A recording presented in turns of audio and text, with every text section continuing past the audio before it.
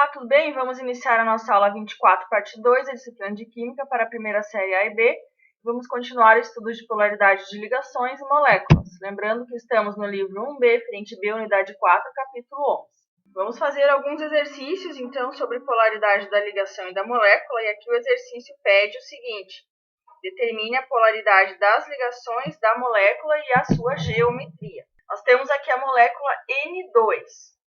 Então, olhando para ela, a gente tem que saber se ela vai estabelecer ligação iônica ou covalente. Como a gente tem dois nitrogênios, o nitrogênio ele é um ametal mais ametal vai estabelecer uma ligação covalente. Então, se nós formos representar a fórmula eletrônica, nós vamos ter nitrogênio, ele está na família 15 da tabela periódica, então ele tem 5 elétrons na última camada.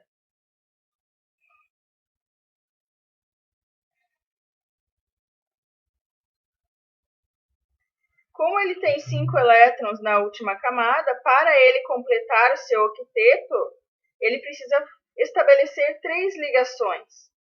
Então, os 3 elétrons deste nitrogênio vão se aproximar desses 3 elétrons do outro nitrogênio.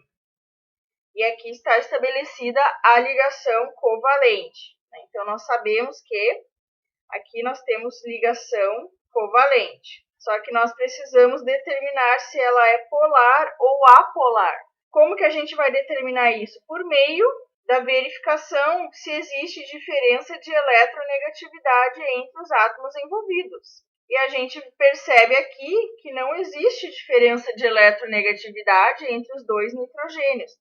Tanto que a densidade eletrônica ela está aqui no meio, entre eles, numa equidistância, uma distância igual entre eles.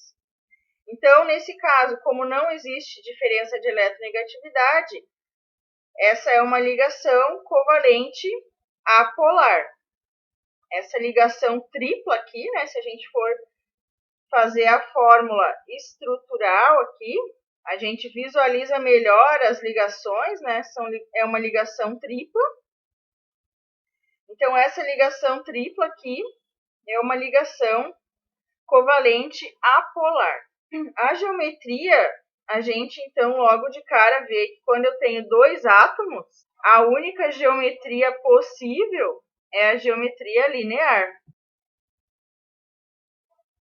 E a polaridade da molécula, como é que a gente vai determinar? Nós podemos determinar a polaridade da molécula utilizando-se vetores ou por meio das nuvens. O vetor vai ser o quê? O vetor ele é representado por essa letra aqui, a letra U, que é o Mi. Então, o vetor ele sempre é uma flechinha que indica para qual lado está a parte parcial negativa na fórmula.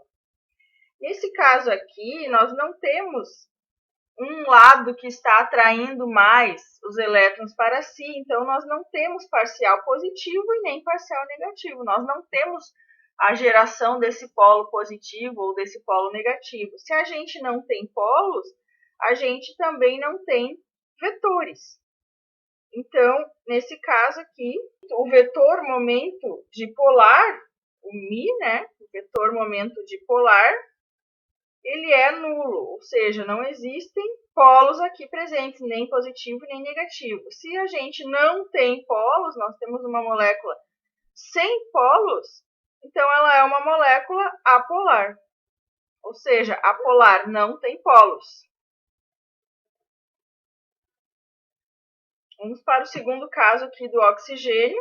Se a gente for representar a sua fórmula eletrônica, nós temos aqui o oxigênio, ele está na família 16 da tabela periódica, então ele tem 6 elétrons na última camada. Cada um deles tem 6 elétrons.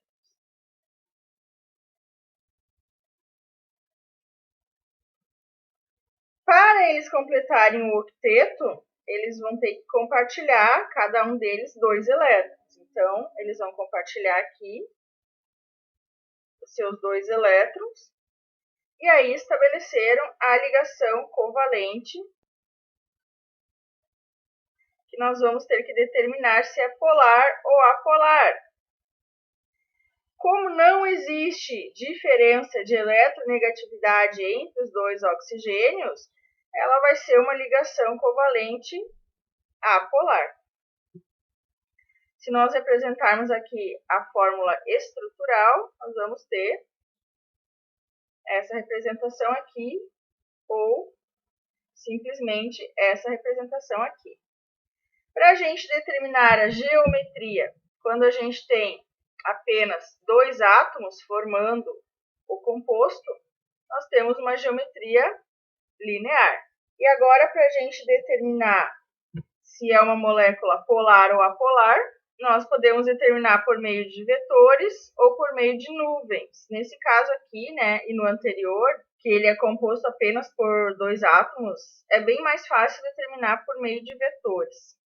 Nesse caso, também, nós não temos um vetor nessa molécula.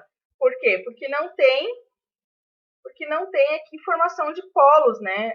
Não existe a atração dos elétrons devido à diferença de eletronegatividade. Aqui a eletronegatividade é igual para os dois lados. Então, não vai haver vetor ali. Então, o vetor momento dipolar, ele é nulo, não existe vetores aqui. Não existindo vetores, essa molécula ela vai ser uma molécula apolar.